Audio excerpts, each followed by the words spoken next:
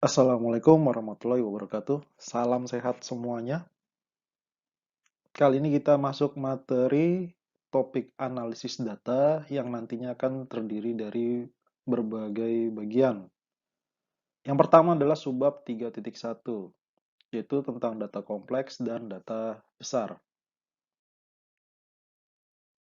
Kompetensi dasar yang akan kita pelajari kali ini adalah kompetensi dasar 3.4 dan 4.4. Sedangkan tujuan pembelajarannya bisa dilihat sebagai berikut.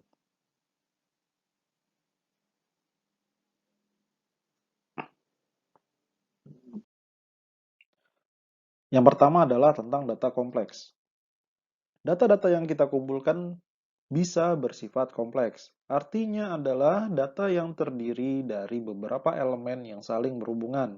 Misalnya data siswa di SMA Negeri 2 Balikpapan itu berisi informasi tentang nama, alamat, tanggal lahir, umur, alamat, jenis kelamin, tinggi badan, dan sebagainya. Data tersebut dapat dipecah berdasarkan elemen-elemennya untuk memperoleh data yang lebih sederhana. Misalnya, data siswa tersebut kita pecah lagi menjadi data nama siswa, data umur siswa, data jenis kelamin siswa, dan data tinggi siswa.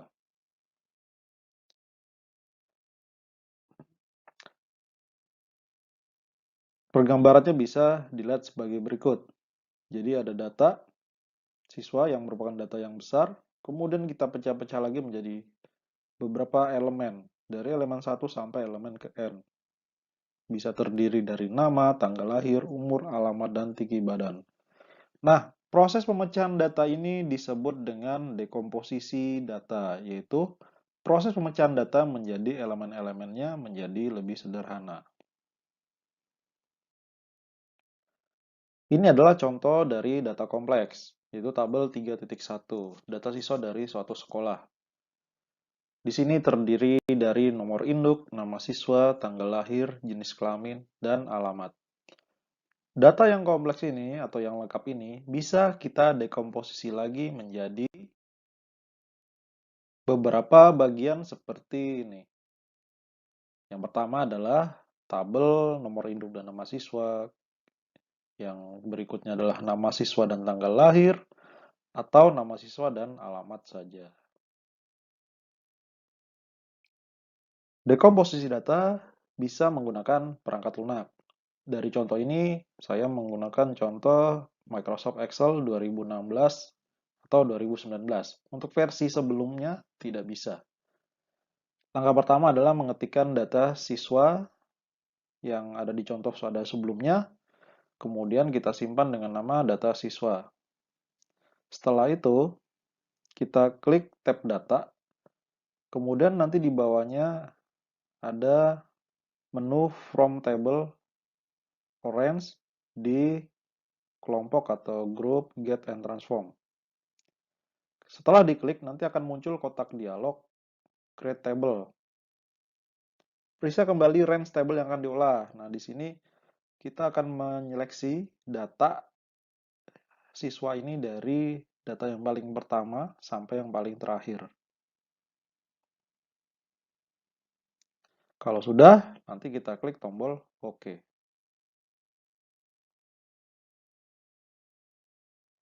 Langkah keempat, pada jendela table 1 query editor, klik pada kata query atau tanda panah di sisi kiri untuk memunculkan panel query.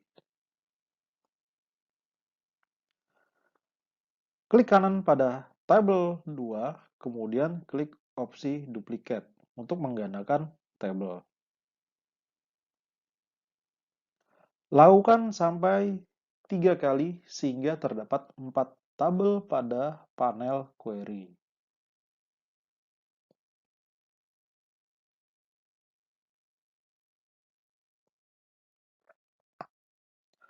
Langkah kelima, klik tabel 1 pada panel query, kemudian klik icon choose column pada group manager column.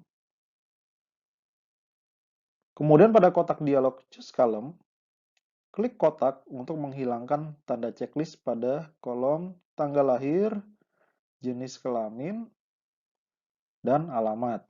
Sehingga yang tersisa hanyalah nomor induk dan nama siswa. Tampilan tabel 1 akan hanya menyisakan kolom nomor induk dan nama siswa. Langkah berikutnya, kembali ke menu query, kita pilih tabel berikutnya yaitu tabel 1 dalam kurung 2. Kemudian lakukan seperti langkah 5 sebelumnya dengan hanya memberi tanda checklist pada nama siswa dan tanggal lahir.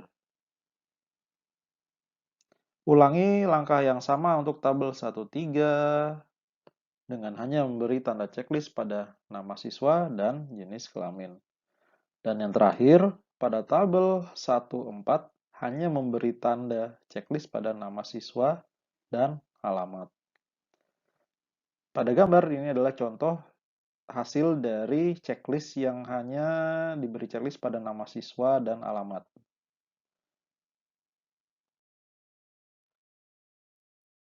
Periksa kembali hasil penghilangan kolom pada setiap tabel. Jika sudah sesuai, klik tombol Close and Load untuk kembali ke lembar kerja Excel.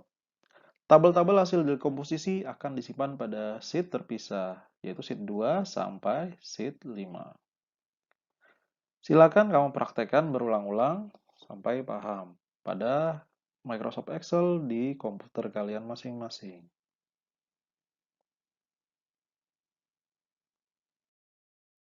Yang berikutnya adalah Big Data atau data besar. Big Data adalah data yang terlalu banyak dan besar untuk diatur dalam basis data yang masih tradisional. Dengan kata lain, Big Data itu cukup besar sehingga membutuhkan infrastruktur awan atau cloud computing untuk menyimpan lalu mendistribusikannya ke basis data agar dapat diatur dan digunakan.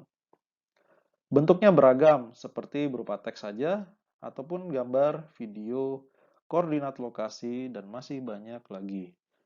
Saat ini banyak sekali alat yang bisa menjadi sumber big data. Dari mana saja big data berasal? Yang pertama adalah sensor.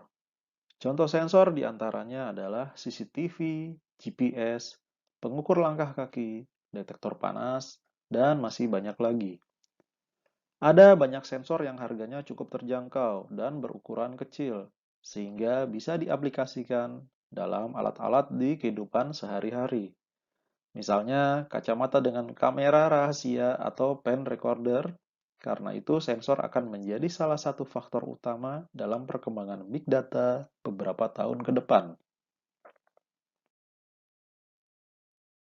Kedua adalah data mesin.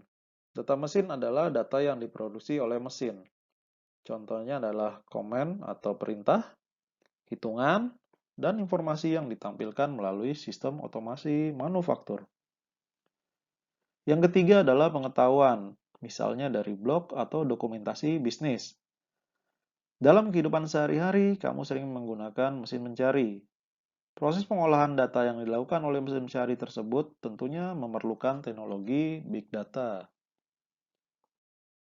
Yang keempat adalah size dan kesehatan, yaitu data yang diproduksi oleh instrumen saintifik dan peralatan medis.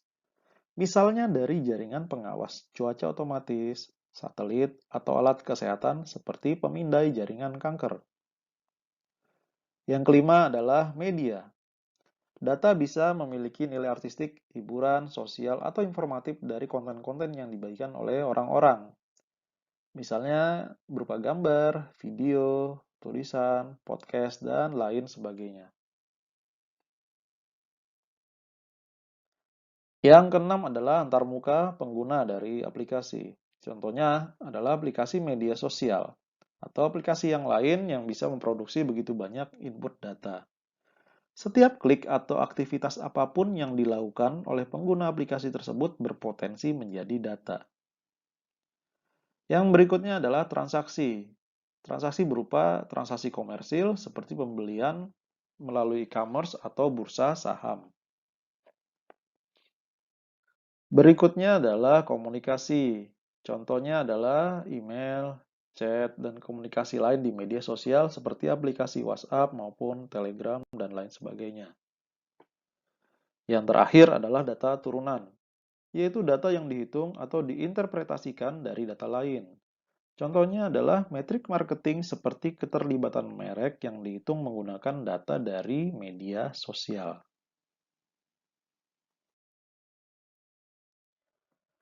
Karakteristik Big Data dalam 5V.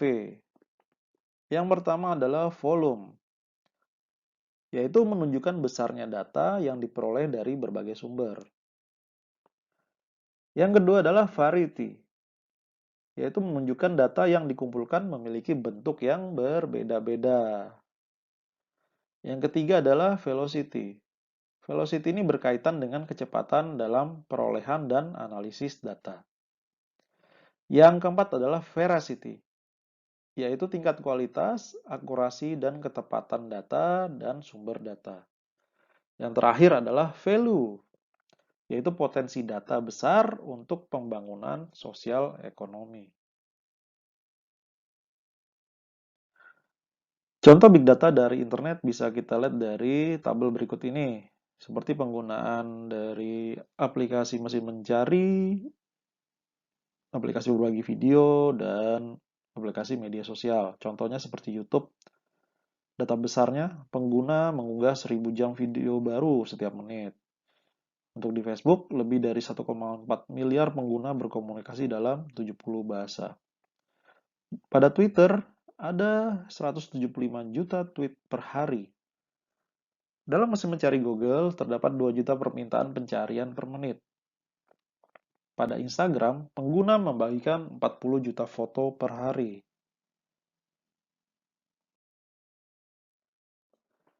Contoh penggunaan Big Data oleh berbagai perusahaan dan instansi. Perusahaan periklanan bisa menggunakan informasi dari sosial media untuk mengetahui tanggapan terhadap promosi atau iklan yang baru diluncurkan. Yang dari kesehatan, rumah sakit dapat merekam catatan medis pasien, sehingga big data tersebut bisa digunakan untuk menganalisis kecenderungan sakitnya pasien. Dari bidang pemerintahan, pemerintah dapat menggunakan informasi dari media sosial untuk mengetahui tingkat kepuasan masyarakat terhadap pemerintah. Dari bidang jasa keuangan dapat menggunakan analisis big data untuk melihat aplikasi asuransi yang dapat segera diproses dan mana yang perlu divalidasi dengan dilakukan kunjungan oleh agen asuransi. Dari bidang olahraga, suatu tim olahraga atau klub dapat menggunakan big data untuk tracking penjualan tiket, mengetahui kondisi pemain, dan kemungkinan akan mengalami cedera dan bahkan strategi bermain dalam tim. Ya, berikut adalah tugas pertama, tugas 3.1, yaitu latihan mengumpulkan data besar dan dekomposisi data. Petunjuk mengerjakannya adalah cari dan kumpulkanlah sebuah data tentang penyebaran virus COVID-19 di pilih salah satu di dunia, di Indonesia, atau di Kalimantan Timur dari internet atau buku atau surat kabar. Kemudian kamu dekomposisi data beserta elemen-elemennya dengan menggunakan Microsoft Excel. Kemudian tuliskan apa saja yang bisa diperoleh dari data tersebut. Setelah itu buat presentasinya dan kita presentasikan secara virtual di depan kelas maya. Tugas diupload di menu tugas saluran bab 3 di Microsoft Teams. Waktu pengerjaan adalah 1 pekan. Berikut adalah referensi dari materi yang dipaparkan tadi. Terima kasih atas perhatiannya. Mohon maaf bila ada kesalahan. Sampai jumpa dan selalu sehat. Wassalamualaikum warahmatullahi wabarakatuh.